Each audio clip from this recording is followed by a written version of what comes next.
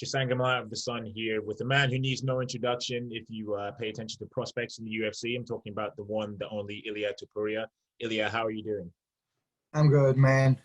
Last week, just a couple of days before the fight, cutting weight, but feeling good. Feel like an animal.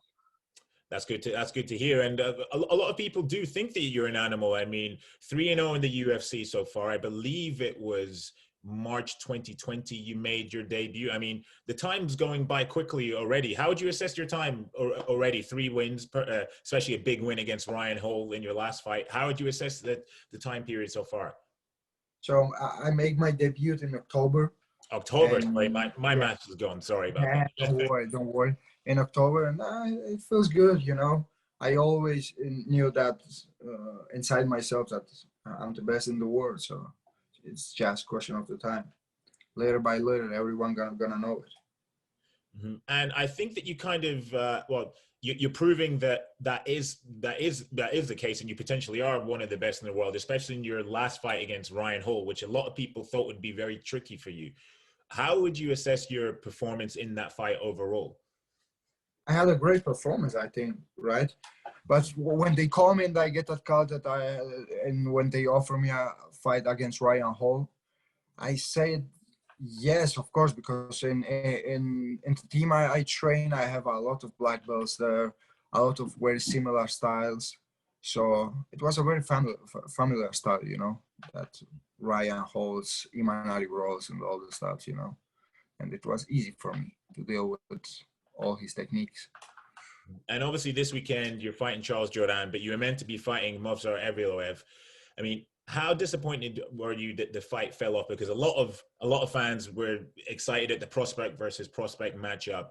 So how disappointed were you that it fell off? I was very disappointed because when I get the call, they told me that Movsar test positive in COVID. And I said, but he didn't say like, guys, give me 1 week, maybe I'm gonna test negative and I'm in, you know. I didn't pull out so quickly. They told me no, forgot about Movsar because he's out. And I was very sad because he talked too much in Twitter. He told me like bullshit, like I'm gonna use you like a red rag or shit like this. And then he pulled out so quickly. And I didn't understand him, you know, because if I see him in the street and he told me something, even if I have COVID or my hands broke or something, I'm going to take some stone and break his face, you know, I'm going to do something. I'm not going to say like, no, Movsar, I have COVID. Mm-hmm. If you talk, come, show up, man. And judging from your tone of voice, this is a fight that you still want to have down the road. Right. If he gets some wins, yes, but I already beat him, you know, without getting in that octagon, you know, because I'm here in LA. Where he is, no one knows.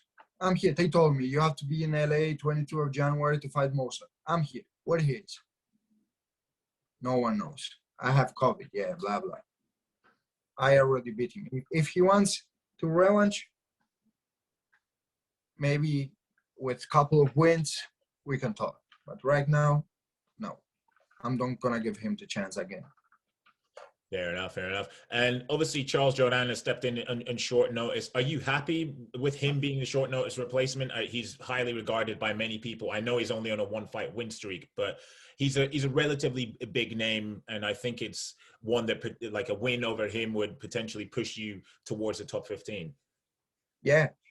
He has a short notice fight, and for me, it's a short notice too, you know, because my training camp was concentrated for a wrestler, you know. I did everything for a wrestler, and now I have to fight to a striker.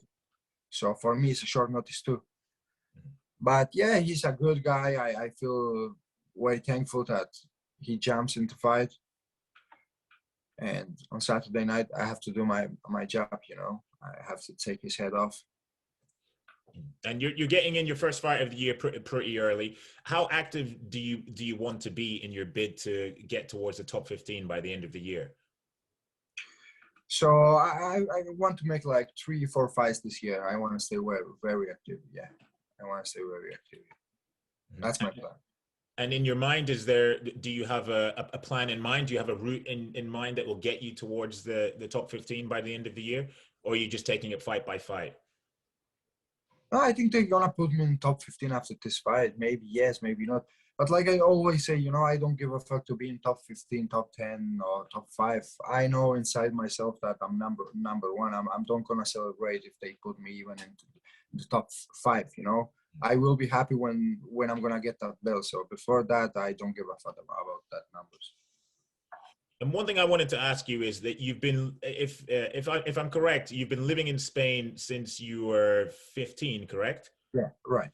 And obviously, with your surge up the ranks, a lot of people in Spain were possibly touting you to be the man to bring the UFC to Spain. How much of an honor would that be if you were to be the man to headline the first card in Spain? Wow, that's one of my dreams. To bring the UFC in Spain. That will be, I don't know, a dream come true. It will be amazing. I always talk to my friends. You imagine if the UFC comes to Spain and I'm headline to that event? It will be amazing, man. And obviously, And I'm gonna have to do it. And obviously you're also of Georgian descent, so you could also be the first man to bring UFC to Georgia if that was to ever happen. Yeah, but you know what happens with Georgia? UFC it's a big company, and in Georgia there is it's not so many habitants. It's habitants. So I don't know si es compatible, ¿sabes? Que la UFC se vaya ahí. If it makes sense. See, I don't know if for UFC makes sense to go in Georgia because it's a very small country. Okay. So we'll see. Maybe yes, it will be a pleasure and a dream come true too. Both of them, I have so much love for Georgia and for Spain. It doesn't matter for me if it's in Georgia or in Spain. It will be great.